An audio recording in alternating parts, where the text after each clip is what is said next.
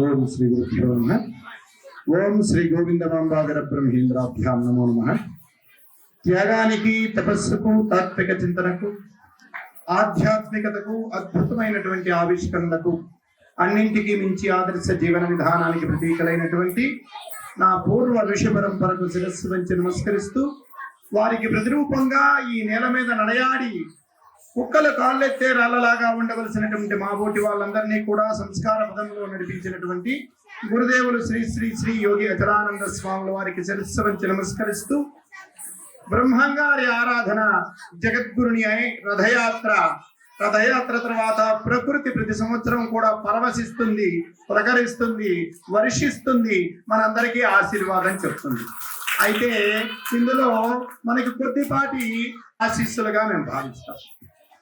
ఈ కార్యక్రమానికి మేము కాషాయం కట్టుకున్న సాధువులుగా మేము పనిచేస్తూ ఉంటే, సివిల్లో ఉండి కూడా దేశవ్యాప్తంగా దేశ ధర్మాల కోసం ఎల్లలు దాటి ఇతర దేశాల్లో కూడా ఈ ధర్మాన్ని, సంస్కృతిని, ఆచారాన్ని, సంప్రదాయాల్ని అన్నింటినీ కూడా సమాజానికి అందిస్తూ సుసంపన్నమైనటువంటి సమాజం కోసం నిత్యము కృషి చేస్తున్నటువంటి శ్రీమాన్ ఆలోక్ కుమార్ జీ గారికి, అలాగనే ఈ కార్యక్రమాన్ని, ఈ విద్యా వికాస కేంద్రాల కార్యక్రమాన్ని మొదటి నుండి కూడా దీన్ని తన పనిగా భావించి ఆయా క్షేత్రాల్లో పర్యటించి సూచనలు, సలహాలు చెబుతూ మంచి సమాజ నిర్మాణానికి తన వంతు పాత్ర పోషిస్తున్నటువంటి వారి వాక్కు విని ఉంటారు. మీరు హైందవ శంఖారావంలో వారి గర్జన విని ఉంటారు.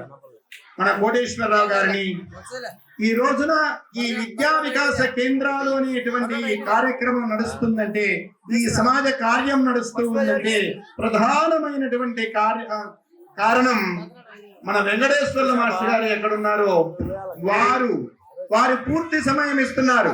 ఇక్కడ చెప్పే వాళ్ళంతా ఏం చెప్తున్నారంటే, స్వామీజీ కృషి చేస్తున్నారని. స్వామీజీ ఆవగింజంతో చేస్తుంటే దీనికి మహత్తరమైనటువంటి శక్తి, అంత గింజని ఒక మొలకగా, ఓ చెట్టుగా, ఓ మహావృక్షంగా తీసుకుని వచ్చినటువంటి ఘనత మన వెంకటేశ్వర్ల మాస్టర్ గారిది. ఈ వ్యవస్థకి జీవం అందించి ఈ జీవాన్ని ఇంత విస్తృతంగా తీసుకుని వెళ్తున్నటువంటి ఘనత మన బ్రహ్మయ్యది. ఈ రోజు యాదృచ్ఛికంగా బ్రహ్మయ్య జన్మదినం.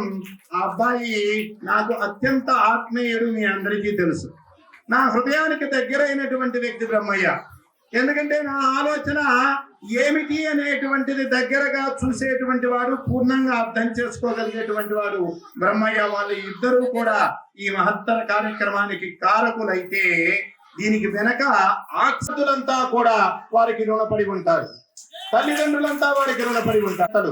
ఆయా గ్రామాల్లో ఉండేటువంటి మాతాజీలు, మీరంతా కూడా ఈ రోజున ఈ వెలుగులు పంచుతున్నారు. ఈ చెప్పుకోవాలి. ఓ చిన్న కథ చెప్తాను. ఓ రాజుగారు అరణ్యాలకు వెళ్ళారు, వేటకు వెళ్ళారు, అలసిపోయారు, దాహం అయ్యింది. దాహం కోసం చూశారు. దూరంగా ఒక కుటీరం కనపడింది. గుర్రాన్ని కుటీరం ముందుకు నడిపించారు. అక్కడికి వెళ్ళి నిలబడేసరికి ఆ కుటీరం బయట ఒక చిలుక వేలాడదీసి ఉంది. పంజరంలో చిలుక ఉంది. ఆ పంజరంలో ఉన్న చిలుక ఈ రాజును చూసి అంటుంది, ఒరే ఎవరో లోపల, బయటకు రండిరా, ఎవడో బాగా సంపన్నుడు వచ్చాడు, కొట్టండి, చంపండి, దోచుకోండి, దాచుకుందాం అంటుంది. ఇతనికి భయం అనిపించింది. అక్కడి నుండి గుర్రాన్ని ముందుకు కదిలించాడు. మరొక కుటీరం కనబడింది. ఇక్కడ చూద్దామా లేదా అని అనుమానం వస్తూనే ఆ కుటీరం ముందు అలా ఆగాడు. అక్కడ కూడా ఓ చిలుక ఉంది. ఇదేం చేస్తుందో అనుకున్నాడు. కానీ ఆ చిలుక అంటుంది, నాన్న లోపల ఎవరున్నారో చూడండి, ఎవరో ఎండన పడి బాటసారి వచ్చాడు, అలిసిపోయిన అని చెప్తుంది. రెండూ చిలుకలే. లోపలికి వెళ్ళాడు. అక్కడ ఓ మహర్షి ఉన్నాడు, ఒక గురువు గారు ఉన్నారు.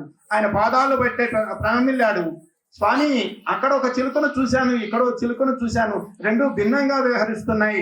ఏమిటి అంటే, నాన్న నీకు తెలియని విషయం నేను ఒకటి చెప్తానురా. ఈ రెండు చిలుకలు కూడా ఒకే కూటి నుండి వచ్చాయి. దాన్ని ఒక గజ దొంగ పెంచుతున్నాడు, దీన్ని నేను పెంచుతున్నాను. కాబట్టి వాడు దోచుకోవడం, దాచుకోవడం, చంపడం ఇదే తెలుసు. కాబట్టి ఆ చిలుకదే మాట్లాడుతుంది, ఈ చిలుక ఇది మాట్లాడుతుంది. మన పిల్లలు ఏ చిలుకలు కావాలో పెద్దలంతా నిర్ణయం చేసుకోవాలి. దేనికోసం ఈ విద్యా వికాస కేంద్రాలు నడవాలో, దేనికోసం వెంకటేశ్వర్ల మాస్టర్ గారు కావచ్చు, నాగేశ్వర రెడ్డి గారు కావచ్చు, మన బ్రహ్మయ్య కావచ్చు, లేకపోతే రమేష్ జీ కావచ్చు, ఇటువంటి వాళ్ళంతా కూడా తమ శక్తి యుక్తులన్నింటినీ ఉపయోగించి ఈ కార్యక్రమాన్ని ముందుకు ఎందుకు నడిపిస్తున్నారో మీకు అర్థమై ఉంటుంది. ఒకటే కత్తి కూరలు కోసి కడుపు నింపేటువంటి వాళ్ళు కొందరు, అదే కత్తితో గొంతులు కోసి కంఠం కోసి చంపి కడుపు కొట్టేవారు మరికొందరు.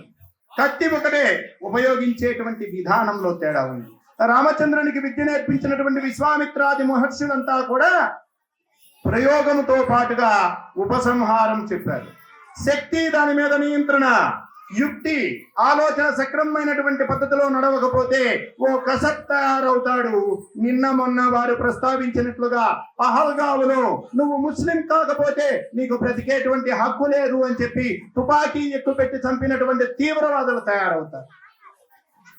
ఈ రోజు మన ప్రయత్నం ఏమిటి అంటే దేశభక్తులను తయారు చేయాలి, ధర్మనిష్ట కలిగినటువంటి వారిని తయారు చేయాలి, కుటుంబాన్ని పోషించే వారిని తయారు చేయాలి, తల్లిదండ్రుల్ని సక్రమంగా ప్రతిసారి రాముడు రాడు, ప్రతిసారి కృష్ణుడు రాడు, ప్రతిసారి బ్రహ్మంగారు రాడు.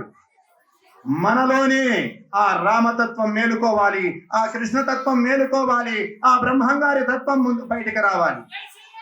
సమాజ సేవలో మన వంతు పాత్ర మనం పోషించాలి. బ్రహ్మంగారు చెప్పినటువంటి సామాజిక సమరసత అచలానంద విద్యా వికాస కేంద్రాల్లో స్పష్టంగా కనపడుతుంది. అచలానంద విద్యా వికాస కేంద్రాల్లోనే కాదు, ఇది ఇప్పుడు మొదలైంది కాదు. విశ్వామిత్రుడు దగ్గర నుండి, సాందీపుని దగ్గర నుండి, నిన్న మొన్నటి మహర్షుల వరకు, మహాత్ముల వరకు, అచలానంద గురుదేవుల వరకు అందరూ పాటించింది, అనుసరించింది, మనకు చూపించింది. దానికోసమే ఈరోజు ఈ విద్యా వికాస కేంద్రాలు మీ పిల్లల భవిష్యత్తుని తేజోవంతం చేయటం కోసం, వాళ్ళు వెలుగులలో మీ కుటుంబాలు, మీ జీవితాలు, ఇవే కాకుండా వారి చుట్టూ ఉన్నటువంటి సమాజము, ప్రపంచమంతా కూడా సుసంపన్నం కావాలని అటువంటి భాగ్యవంతులైనటువంటి బిడ్డలను కన్నటువంటి తల్లిదండ్రులందరికీ కూడా గోవిందమాంబా సమేతులైనటువంటి వీరబ్రహ్మేంద్ర స్వామి శుభాశిస్సులు సర్వదా సర్వత్రా ఉండాలని ఇక్కడికి విచ్చేసినటువంటి పెద్దలకు, పిల్లలకు అందరికీ కూడా స్వామి ఆశీస్సులు సర్వదా ఉండాలని ప్రార్థిస్తూ జై శ్రీరామ్, జై శ్రీరామ్, జై శ్రీరామ్. भारत माता की, भारत माता की, भारत माता की.